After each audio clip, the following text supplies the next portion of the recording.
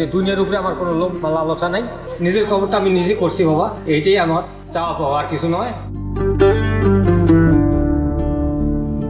মৃত্যুর আগে নিজের কবর খুঁড়ে পাকা করেছেন, কিনে রেখেছেন কাফনের কাপড়। এমনকি মৃত্যুর পরের 40 আনুষ্ঠানিক দোয়া মাহফিল সহ শেষ করেছেন যাবতীয় ধর্মীয় কাজ। গাইবান্ধার আব্দুল লতিফ 2011 সালে নিজ হাতে তার কবর খোঁড়া শুরু করেন। 13 বছর ধরে একটু একটু করে কবরের কাজ চালিয়ে যাচ্ছেন। কবর নির্মাণে এই পর্যন্ত তার ব্যয় হয়েছে প্রায় 5 লাখ টাকা। গাইবান্ধার জেলা প্রশাসন কার্যালয়ের 4র্থ শ্রেণীর কর্মচারী আব্দুল লতিফের বসত বাড়ি পীরগাছা গ্রামে।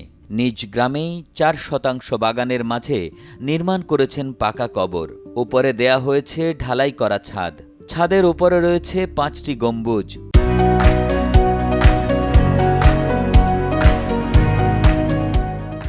গোটা কবরটির বাইরের অংশ টাইলস দিয়ে মোড়ানো। কবরে মৃতদেহ রাখার স্থানটি বালি ও ইট দিয়ে আপাতত ভরে রাখা হয়েছে। চাচা যে আমার করছে এটা তার জন্য তাই ভালোই করছে, তার নিজের কাজটাই নিজেই করে গিয়েছে।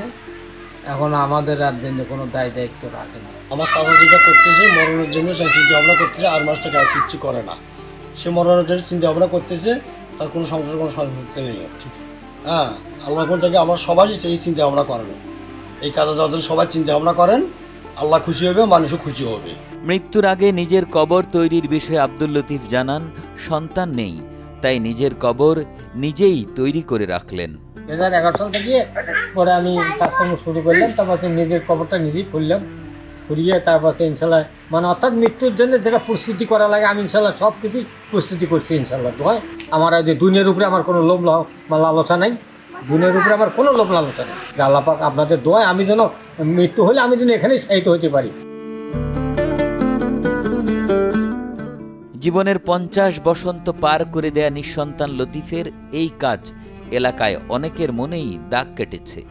দূর দূরান্ত থেকে অনেকে এসে তার কবর দেখছেন। গাইবান্ধা থেকে অমিতাভ দাস হিমুনের পাঠানো তথ্য ও ছবিতে ডেস্ক রিপোর্ট। একে আজাদ, কালের কণ্ঠ।